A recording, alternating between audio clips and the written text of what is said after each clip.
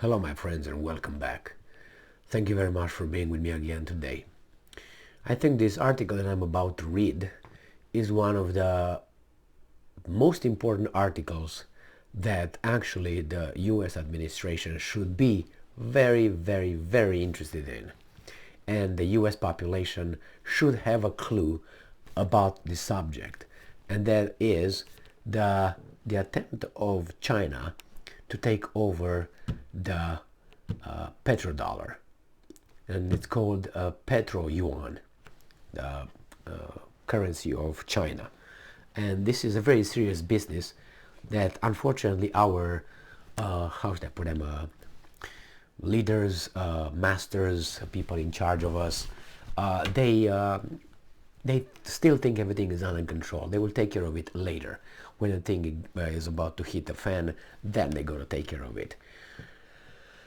Like the article that I discussed a minute ago regarding China having 50% of the car battery market.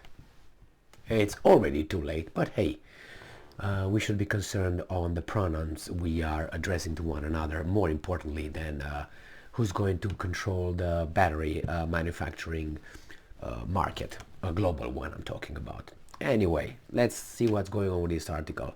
Very important subject. This article comes from oilprice.com. Why we shouldn't underestimate China's petro-yuan ambitions. Yes, why we shouldn't. The de-dollarization of the global oil industry is in a treacherous mission creep phase. Things like this don't happen quickly, but determinedly and gradually, not exactly fitting into today's media headline game that only considers instant developments. But it is happening, and the tide will not be turned based on current and near and medium term geopolitical developments. Credit Suisse Zoltan Posnar recently warned clients, in essence, that the de-dollarization of the global oil industry is in full swing, even if we can't see the final end game from here. And it's all about China, of course. Posnar does the OPEC math for us. All right, Posnar. Some 40% of proven oil reserves belonging to OPEC Plus members is owned by Russia, Iran, and Venezuela, all of whom are selling to China at major discounts, and all of whom are on board with Beijing's Petro-Yuan plan.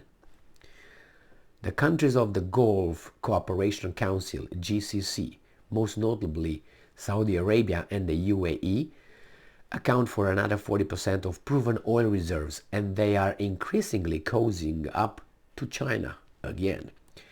The remaining 20% is also accessible to China, and China is already the largest importer of crude in the world.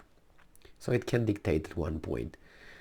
What it all means is that the de-dollarization is marching to the beat of the very steady drum in terms of global trade. The yuan accounts for around 2.7% of settlements, while the dollar accounts for 41%. These are the numbers that prompt the new trend of instant gratification to suggest that this is not an immediate threat to the dollar. They are wrong. The biggest threats take a significant amount of time to develop. From there on out, the pace will pick up momentum, and then you can change it unless you do it soon enough. And these guys are sleeping at the steering wheel.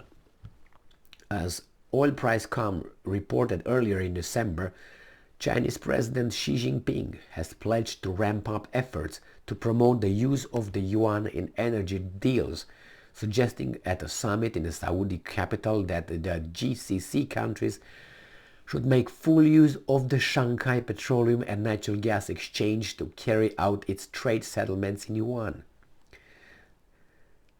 The year we just exited should be considered the year in which the petro-yuan really took hold, as China forges a path of increasingly oil and gas purchases from places that are petro-yuan friendly. Russia's war on Ukraine and the Western sanctions response has only acted as further catalyst. In a note to clients carried by the Irish Times, Posner warns, and I'm quoting, China wants to rewrite the rules of the global energy market, end quote, and it will do it by first removing the dollar from the orbit of the BRICS countries, Brazil, Russia, India, China, that they have affected by the weaponization of dollar foreign exchange reserves meant to punish Russia and keep Putin from filling his wartime coffers. What's happening here is a window of enormous opportunity for Beijing, which has not now told the Gulf countries that they are absolutely guaranteed buyers for oil and gas for payment in yuan, with Xi promising to import crude oil and natural gas in a consistent manner and in large quantities from the GCC, end quote. Xi's trip to Saudi Arabia in early December was precisely about the yuan. This was the defining moment for the Petro-yuan. It was an invitation and it was well received. China and Saudi Arabia signed over $30 billion in trade deals during the visit. That's $30 billion in leverage that would only help further promote the Petro-yuan plan. More than 25% of China's crude imports came from Saudi Arabia, and it seems inevitable that the GCC will gradually adopt a Petro-yuan, and if there will be a lot of roadblocks along the way due to their exposure to Western financing.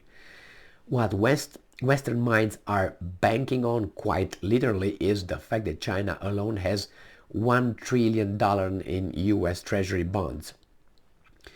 And as for the Saudis, they are truly tied to the Western financial system and the petrodollar.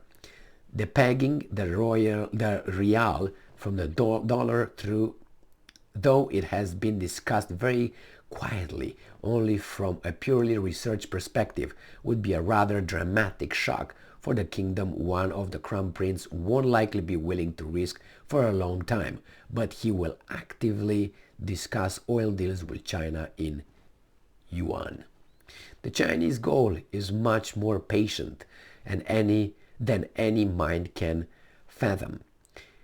It's about slowing chipping away at the dollar's throne in oil and commodities markets and as the reserve currency of choice.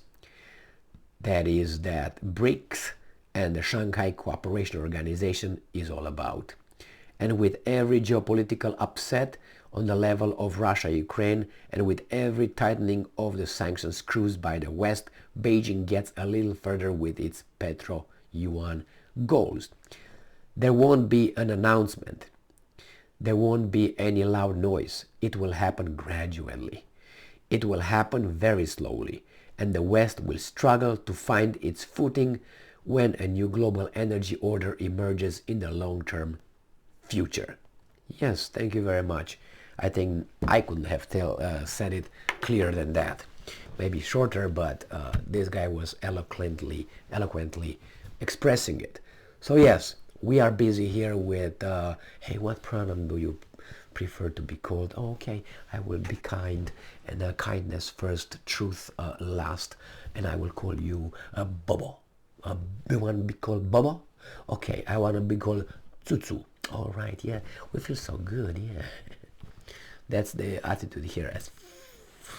Anyway, I was about to say something with F, but anyway, in the meantime, these guys mean business, and it's like, you know, we're standing on very high chairs, and underneath is China. Okay, 1, 3 more. Boom, and that's it. That's our chair, high chair. We fall on our heads. Why? But we're gonna call ourselves Boo Boo and Choo Choo and Coco and whatever. I'm putting a feather in my ass and I'm a chicken now, and you put a cock in your mouth and you're, I don't know, an elephant or something. I don't know. Remember, the fall of Rome? Well, look at that. We're on that stage. Well, we have Nero.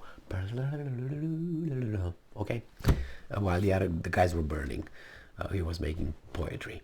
So anyway, that's where we are, people. Unfortunately, it's okay. We're going to go to Africa and other countries that are still healthy. You know what I mean? This is it. No more petrodollar.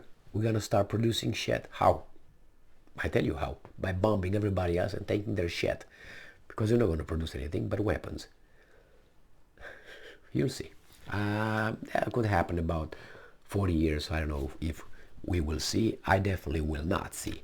But maybe by then Jesus Christ has his second return and takes us all in his UFO and gets us to see Yahweh, and he's going to forgive us all, and we're going to all sing all kind of songs up there, and the guy down there is going to be am I on strike or something?